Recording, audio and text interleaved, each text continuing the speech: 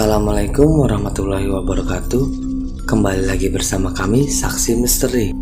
Di video kali ini saya akan menceritakan sebuah kisah misteri tentang bus hantu. Kisah ini diangkat dari seorang narasumber yang dimana nama dan tempat sudah kami samarkan agar menjaga dari hal yang tidak diinginkan di kemudian hari. Kisah ini menceritakan tentang pengalaman saudaraku dan temannya yang menaiki bus hantu. Sampai pada akhirnya mereka masuk ke dimensi lain. Tapi sebelum masuk ke ceritanya, jangan lupa ambil posisi yang paling nyaman dan bunyikan tombol lonceng notifikasinya. Dan cerita pun dimulai. Dan kami berada di jalan yang sepi, jauh dari pemukiman penduduk, serta berharap segera menemukan bus atau truk yang searah dengan tujuan kami. Selang beberapa lama, tiba-tiba dari kejauhan terlihat sorot lampu. Yang saya duga itu adalah sebuah bus. Sontak saya langsung maju, lebih mendekat ke arah jalan, sambil melambaikan tangan agar pengemudi mengerti kalau kami ini adalah calon penumpang. Bus pun berhenti sekitar 20 meter dari kami. Kami pun langsung berlari ke arah bus tersebut. Didi waktu itu berlari di depanku, karena memang dia terlihat lebih bersemangat kali ini. Ketika mendekati bus, aku merasakan bulu kuduku merinding dan perasaan tidak karuan. Semakin dekat ke bus, tiba-tiba telingaku berdengung kencang. Waktu itu, aku sudah merasakan kalau ada yang beda dengan bus ini. Seingatku, bus ini tidak sebesar bus patas pada umumnya. Bus ini terlihat lebih tua dan berukuran lebih kecil, dengan warna yang sudah pudar. Ketika melangkahkan kaki ke dalam bus ini, badanku seolah melewati pintu gaib. Rasanya dingin sekali, seolah memasuki kulkas. Aku melihat supir bus tetap menghadap ke depan, tanpa menghiraukan kedatanganku. Aku berjalan perlahan, mencoba mencari tempat duduk Didi yang sudah duluan naik ke sini. Karena minim cahaya, penglihatanku sangat terbatas. Saat itu, aku cuma melihat ada beberapa penumpang yang sedang tertidur pulas. Ada yang memakai baju merah, hitam, dan putih. Ada juga seseorang yang sedang melamun, menghadap ke kaca. Penumpang di bus itu tidak ada yang menghiraukan kedatanganku. Tiba-tiba pandanganku teralihkan. Terlihat Didi melambaikan tangan, memberi tanda keberadaannya. Didi duduk di kursi nomor 3 dari belakang. Aku pun langsung menuju ke arahnya.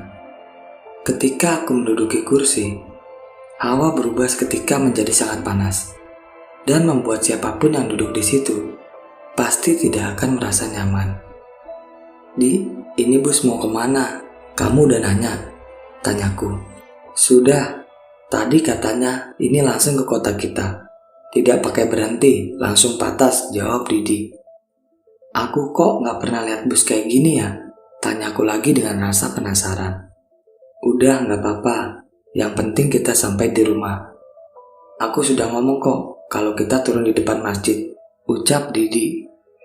Dalam perjalanan, Didi memilih kembali untuk tidur, dan aku memilih untuk tidak tidur. Karena memang aku merasakan hal yang aneh pada bus ini. Waktu itu, suasana di dalam bus sangatlah sunyi. Tidak ada suara sedikit pun, bahkan dari arah luar. Kami seolah sedang tidak menaiki bus. Firasatku kala itu, kami sudah berpindah ke alam lain. Dan ternyata hal itu benar. Hal itu terlihat waktu bus yang kami tumpangin ini berhenti, seolah menurunkan penumpang.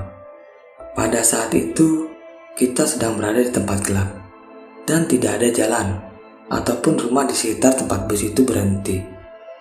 Aku coba berdiri dan memastikannya. Ternyata memang benar. Tidak ada satupun rumah ataupun bangunan di sekitar sini. Yang terlihat hanyalah hutan. Aku pun kembali duduk dan coba menenangkan diri. Aku mulai berdoa. Aku keluarkan tasbih di dalam tas dan berzikir untuk meminta pertolongan kepada Allah. Tak lama kemudian, aku melihat beberapa penumpang yang baru naik terlihat aneh dari belakang. Ia berjarak 2 kursi di depan kami. Terlihat dari tempat dudukku, mereka memakai baju putih. Aku sangat yakin sekali, sosok itu adalah sosok pocong. Hal itu bisa dipastikan dari kain yang terikat di atas kepalanya. Kejadian itu sudah cukup untuk membuatku gemetar ketakutan. Aku pun langsung membangunkan Didi. Didi yang saat itu terbangun langsung kaget karena melihatku yang bercucuran keringat. "Kamu kenapa, Wan?" kata Didi keheranan. Aku coba menjelaskan semuanya dengan suara pelan. Tetapi Didi saat itu bersikukuh tidak mempercayai apa yang aku katakan. Dia lebih memilih untuk tidur kembali karena aku tidak berhasil memberikannya bukti. Waktu Didi terbangun, sosok pocong tersebut tiba-tiba sudah menghilang. Tak lama kemudian, aku mencium bau bangkai yang sangat menyengat di hidung. Setelah aku cari sumbernya, ternyata bau itu berasal dari belakang kursi yang saya duduki. Dengan perlahan, aku mencoba mengintip dari celah-celah tengah kursi. Dan ternyata, terlihat wanita berbaju putih dan berambut panjang. Pasalnya, pertama kali aku duduk di sini, kursi belakang kami memang kosong. Setelah agak lama, bau busuk itu pun menghilang. Dan aku toleh ke belakang, wanita berbaju putih itu juga sudah tidak ada. Akhirnya aku putuskan untuk tetap tenang dan kembali fokus untuk berdoa dan berzikir. Nanti kalau sudah ketemu rumah atau tempat apapun yang terang, Didi akan saya bangunkan dan aku paksa turun. Pikirku waktu itu. Sepanjang perjalanan, aku tidak melihat bus ini berpapasan dengan kendaraan sama sekali. Kami seolah-olah hanya berputar-putar di dalam hutan. Dengan sekali bus itu berhenti, entah itu menaikkan atau menurunkan penumpang, aku juga tidak tahu. Karena setiap kali bus ini berhenti, keadaan tetap sepi. Tidak ada suara orang naik ataupun turun. Aku sama sekali tidak berani pergi ke depan. Karena dari awal, aku sudah merasakan kalau aku sedang berpindah alam. Lebih baik, aku memikirkan bagaimana caranya bisa keluar dari bus ini. Bus pun kembali berhenti, seolah ada penumpang yang naik. Ternyata kali ini memang benar ada seorang wanita yang berpakaian serba hitam menaiki bus ini. Dia berjalan ke arahku dan duduk di seberang kursiku. Karena gelap, aku tidak bisa memastikan wajahnya.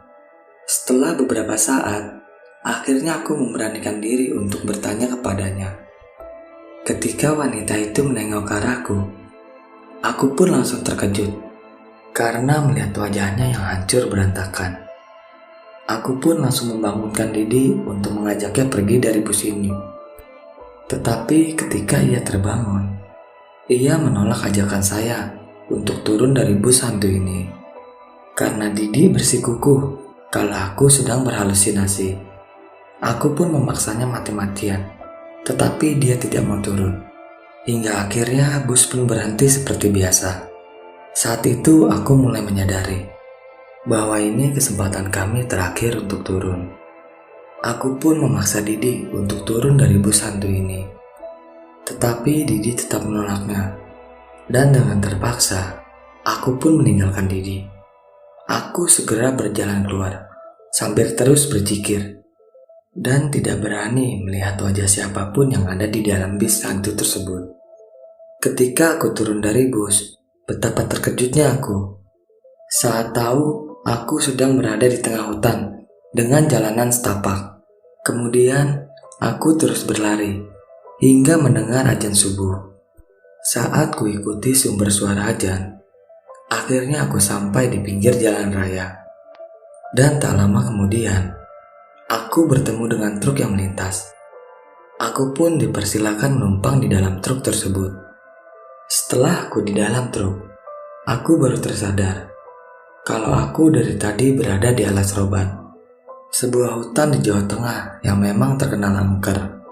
Aku pun menceritakan semua kejadian yang kualami kepada supir truk itu. Jadi memang benar, bahwa di alas roban ada bus hantu yang suka menyesatkan manusia dan membawanya ke dimensi lain. Kata supir truk itu, dulunya pemilik bus hantu itu melakukan pesugihan dan menumbalkan supir dan penumpang yang ada di dalam bus tersebut. Dan katanya lagi, aku salah satu orang yang beruntung bisa selamat dari bus hantu itu. Mendengar perkataan supir truk tersebut, aku pun jadi teringat kepada Didi. Dan semoga saja Didi pun juga selamat seperti aku. Pagi pun tiba. Aku sampai di rumah dengan selamat. Setelah itu, aku menceritakan semua kejadian ini dengan keluargaku. Mereka pun mempercayainya. Jika memang benar, semua ini ulah bus hantu. Keesokan harinya, aku seharian mencoba mencari keberadaan Didi dengan mencari alamat lengkap rumahnya. Dan akhirnya ketemu. Ternyata daerah rumah Didi berjarak sekitar 1,5 jam dari tempat tinggalku. Di hari ketiga, aku berserta keluarga bermaksud mengunjungi Didi dan juga ingin memastikan tentang keadaannya. Sekitar jam 3 sore, akhirnya aku sampai di rumah Didi. Dan betapa terkejutnya aku. Ternyata, Didi telah meninggal dunia pagi tadi. Dan sore ini telah selesai dimakamkan. Lalu aku coba memberanikan diri untuk mengobrol dengan salah satu saudara Didi. Mendengar penuturan saudara Didi, aku sangat terkejut ketika tahu Didi meninggal secara mendadak. Karena sebelumnya, Didi tidak pernah merasakan sakit apapun. Dan cerita pun selesai. Bagi teman-teman yang menonton video ini sampai habis, saya ucapkan terima kasih banyak. Dan nantikan video-video kami selanjutnya. Wassalam.